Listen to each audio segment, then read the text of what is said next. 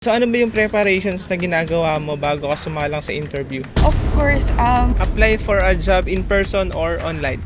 I prefer yung Sa tingin mo, pag sinunod nila yung mga tips na binigay mo, papasa ba sila at matataas yung chance nilang pumasa sa job interview? ay oo naman.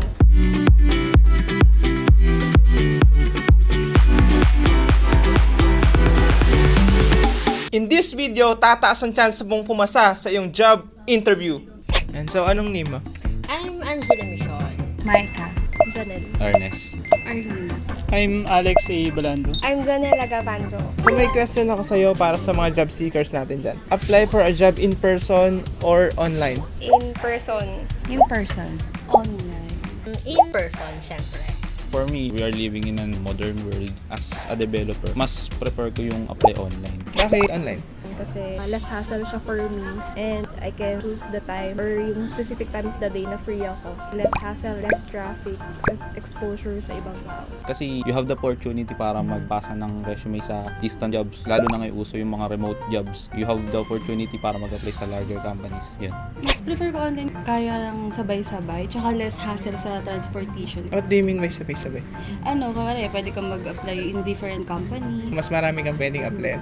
Bakit in person? Kasi mas makakatulong to para mapabilis yung proseso ng iyong application. It will prove your initiative. Talagang makahanap ng work. Kasi sa online, sobrang dali lang mag-apply. Click-click lang. Pero kapag ka nagpunta ka on-site or in person, talagang nag-effort ka, namasahe ka, ganun. Siyempre, kasama na dun yung mga traffic. And also, pag-dress mo, kasama na din yun. It proves your initiative and your professionalism. First impression last. So, yan. Kasi when you're applying in person, fast process lang siya. In some cases, interview agad. By the end of the day, you will know if you passed or not. And kapag in person kasi, it will bring an impression na nakikita nila na nag-effort ka and gusto mo talaga yung position. If you want a job right away, then applying in person is the best for you.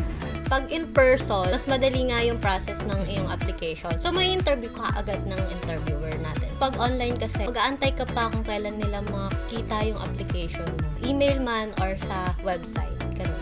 I prefer yung sa in-person kasi mas mapapakita mo how comfortable and worthy you are dun sa company na gusto mong pag-apply. So ano ba yung preparations na ginagawa mo bago ka sumalang sa interview?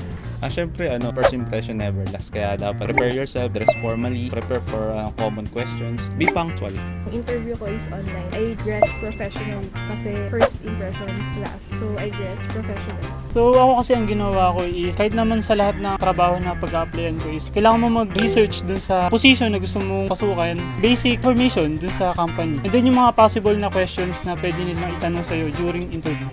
Syempre, kailangan mo mag-research about the company. During interview, pag nakita ng interviewer na may alam ka tungkol sa company nila at sa posisyon na ina-applyan mo, mas makikita nila na interesado ka talaga. Siyempre, job interviews can be nerve-wracking. So, kumbaga talagang kailangan mo mag-research about the company and also dun sa position na pinapasok mo or the position. Kasi alangan namang pumasok ka sa position na yun na wala kang alam kung ano ba yung responsibility nun. So, baka pag na-hire ka, magulat ka. Ay, ganito pala yung gagawin dito. Ayoko nito. Siyempre, dapat knowledgeable din tayo sa position na pinapasok natin. And also, prepare resume. Hindi dapat soft copy yung binibigay natin. Minsan dun din tayo ginagradean nung interviewer natin. Ayun.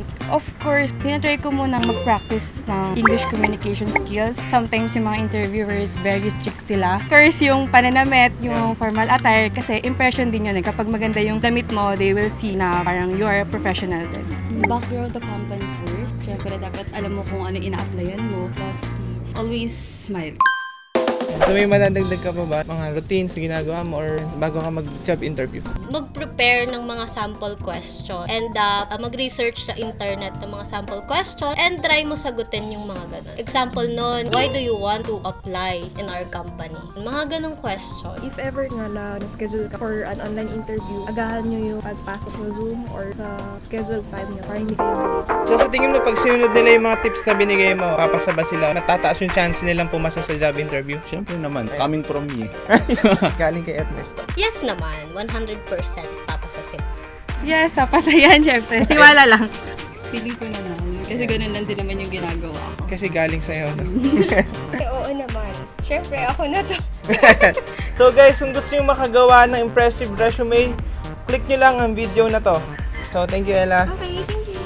Ayan, so thank you. So, thank you, Anggi.